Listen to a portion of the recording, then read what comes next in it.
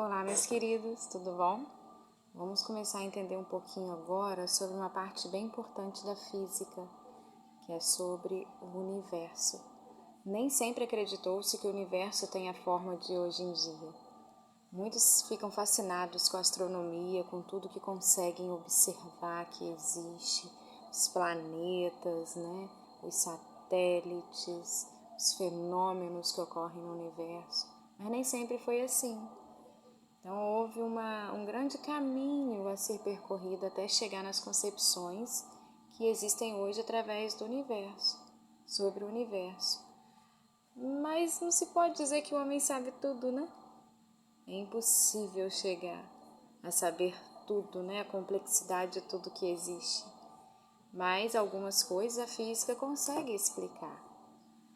Vamos ver um pouquinho do caminho, que foi percorrido até nós chegarmos às principais leis da física que regem o universo, que o ser humano já teve a oportunidade de conhecer. Vamos começar lá atrás, no século antes de Cristo, mais ou menos por volta do terceiro, quarto século antes de Cristo. Vamos falar um pouquinho de Aristóteles. Aristóteles ele foi conhecido por muito tempo como um grande pensador. E para ele, o universo ele era dividido em duas partes diferentes. Tinha uma parte que ele chamava de sublunar, que é abaixo da Lua, E era composta de 4 elementos principais: água, ar, terra e fogo. E esses 4 elementos, eles tinham como que um movimento retilíneo e descontínuo. Vamos entender isso agora, daqui a pouco, a partir de algumas ilustrações que serão colocadas. Então, essa seria a região sublunar. Mas existia também uma região supralunar, que era conhecida como uma região muito perfeita, algo divino. E nessa região perfeita e divina, eles acreditavam que o círculo era perfeito, o círculo era divino. O formato de um círculo era perfeito. E nessa região supralunar era uma substância chamada éter. Então o éter era perfeito, mas a água, o ar, a terra e o fogo, não, eles pertenciam à parte sublunar. Vamos ver algumas ilustrações para a gente poder entender melhor. Esse aí é Aristóteles, bonito, né? Vamos dizer o contrário, mas é Aristóteles esse aí. E aí é o que ele pensava, A Terra era formada por 5 elementos: o ar, a água, a terra, o fogo e o éter, que não está aí, mas o éter ficava na região supralunar. Entre o fogo e a terra existe o seco, entre a terra e a água o frio, entre a água e o ar o úmido, entre o ar e o fogo o quente. Aí estão as esferas, representadas a terra, em volta dela o ar, em volta o fogo, em volta as esferas planetárias, as esferas das estrelas fortes e depois os movimentos primários. Então, conforme vimos, essa ideia de que o universo era dividido em duas partes ficou conhecido como conceito de lugar natural. Ou seja, de todos esses elementos, como a água, o fogo, a terra e o ar, desses 4 elementos principais, vinha todos os outros elementos. Nasciam todos os outros elementos a partir desses 4 principais. E a terra seria o centro. Acima da terra, teria, igual a gente viu na ilustração, seria a água, igual nós vimos, depois o ar, e depois o fogo por último, Então a terra seria o centro, depois a água, o ar e o fogo por último. E cada corpo que existe ia ser enquadrado na esfera referente à maior quantidade desses 4 elementos. Se, por exemplo, um elemento tinha muito fogo, então ele seria enquadrado na esfera do fogo. Se tinha muita água na sua composição, seria enquadrado na esfera da água. Era desse jeito que ele pensava que era formado o universo. Então, para ele também, cada corpo só poderia estar em movimento se existisse uma força atuando sobre ele. Por exemplo, essa caneta aqui, para ela ter movimento, deveria ter uma força movimentando ela. Realmente, Se não tiver uma força movimentando ela, ela não vai se movimentar. Não tem como, ela se movimentar. Um detalhe interessante na teoria dele é que, para ele, cada corpo ele tem uma tendência natural do movimento, ou seja, os corpos mais pesados, né, como a Terra e a água, teria a tendência de se movimentar em direção ao centro da Terra, que era considerado o centro do universo. O nome dessa teoria seria geocentrismo, geo porque terra, né? Terra, centro, geo, terra, centrismo, centro. Então ele pensava que a Terra era o centro e os objetos mais pesados, né, compostos de terra e água, eles teriam a tendência, né, de se movimentar em direção ao centro da Terra. Já aqueles, né, mais leves, como o ar e o fogo, eles se movimentariam sim, mas se afastando do centro da Terra. Então ele acreditava, né, alguns, né, igual a caneta que eu joguei, né, ela teria tendência de se movimentar para o centro da Terra, por causa que a composição dela estaria entre mais a terra e a água, mais pesada. Já o fogo teria tendência de se movimentar afastando-se do centro da Terra. A mesma coisa o ar, afastando-se do centro da Terra. Vamos observar umas ilustrações. Vemos aí nessa ilustração os elementos, né, e as suas aplicações. Por exemplo, o fogo na vela, né? O fogo na vela tende a subir, porque a esfera do fogo é mais no alto. A fumaça do incenso também tende a subir, por causa da sua esfera, né, do ar, do fogo, que são no alto. Esse canhão aí no meio, né, com essa fumaça amarelada, tende a subir, por causa da esfera do fogo. Agora já nessa garrafa que fuma, né? Que é uma experiência que a gente pode fazer, que é bem interessante, ser feita no ensino fundamental, né? Para mostrar o que acontece quando a pessoa fuma.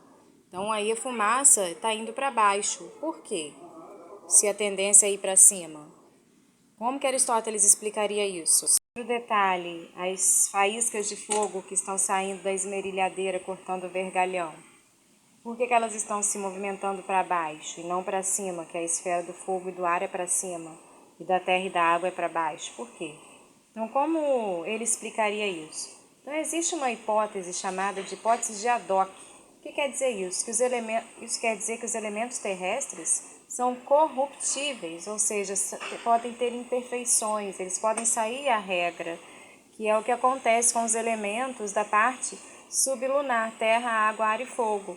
Eles são considerados elementos imperfeitos, terrestres. Então, eles podem ser corruptíveis, né? Eles podem acontecer alguma corrupção nele, as coisas são imperfeitas. Então, é isso que pode acontecer segundo a explicação de Aristóteles.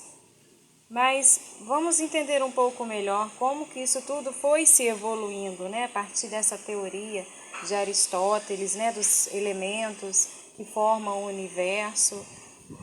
Outro detalhe importante. Para Aristóteles, para algo se movimentar, tinha que ter uma força propulsora contínua para acontecer o movimento. Então ele explicava exatamente dessa forma, que existia um movimento, uma força no próprio meio do ar que movimentava o projétil, passava por trás, impulsionando, e na frente, trazendo um pouco de resistência, e ao mesmo tempo sustentando o movimento. Existia para ele também aqueles movimentos que ele chamava de movimentos violentos ou movimentos forçados. O que seria isso? Seria um movimento contrário à natureza.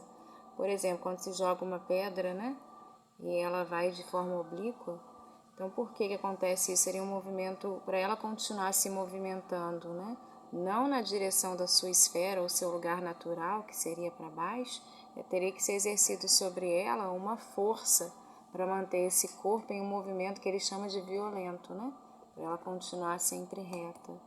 Então, também era uma das teorias de Aristóteles. É interessante, né, gente, porque desde aquela época ele já falava de movimentos retilíneos. E movimentos retilíneos é uma das matérias mais importantes da física.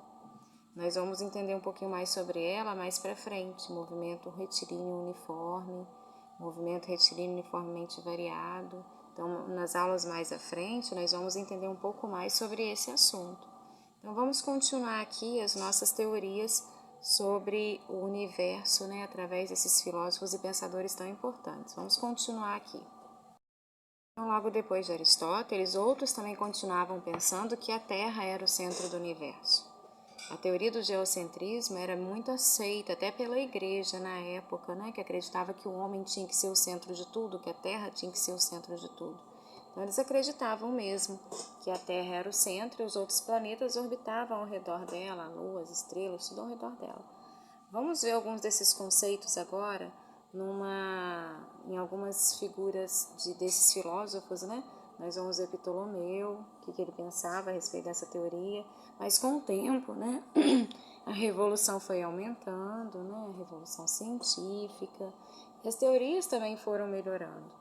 Depois nós vamos ver Copérnico, que ele já modificou um pouco o pensamento, né, dessa teoria geocêntrica para uma teoria heliocêntrica, que seria o Sol no centro. Depois veio Galileu Galilei, Johannes Kepler. Então nós vamos ver agora um pouquinho deles em algumas imagens, tá bom? Vamos lá ver as imagens agora novamente. Depois veio Ptolomeu, que continuou com a teoria do geocentrismo, que a Terra aparece como centro do sistema solar, igual vocês observam aí na ilustração. Vocês podem observar aí o modelo geocentrismo, a Terra no centro do universo. Logo depois veio Nicolau Copérnico. Ele mudou a estética do mundo porque ele defendia a teoria do heliocentrismo, porque o Sol, né, a maior composição dele é de hélio, então por isso heliocentrismo, Sol no centro.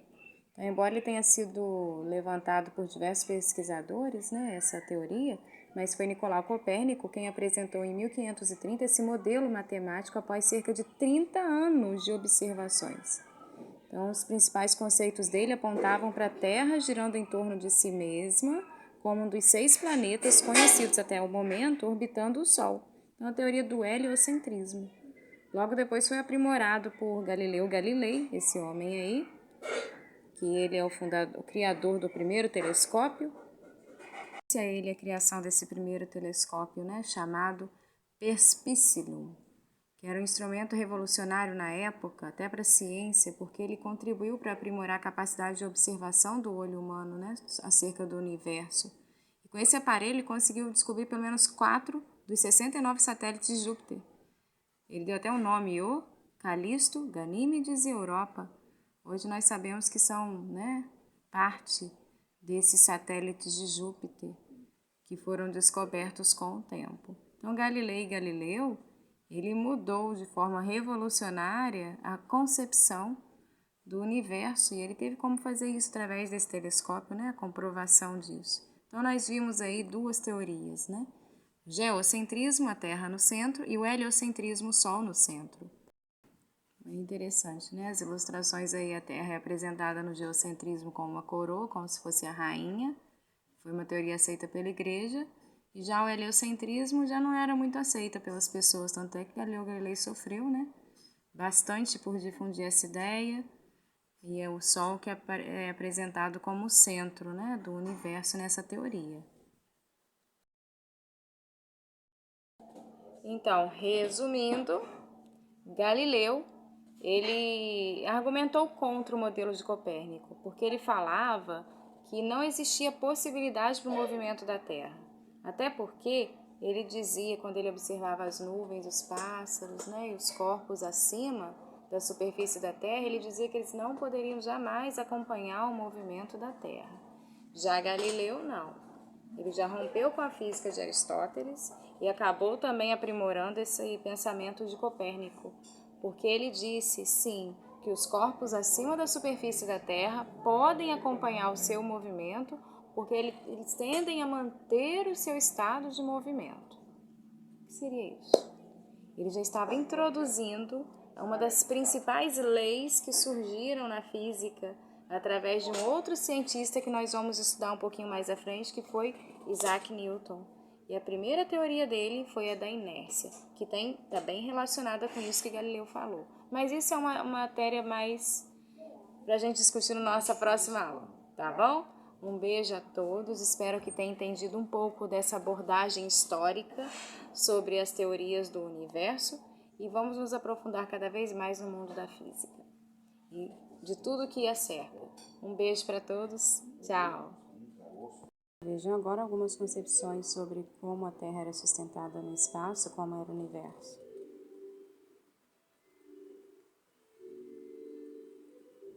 Aí o geocentrismo, depois o heliocentrismo. Mas nunca se esqueçam de que a energia do universo é muito maior do que se imagina, principalmente porque a maioria das pessoas não imagina nada. Então seja diferente, sente-se, olhe para o céu, ficará admirado com o que vai aprender.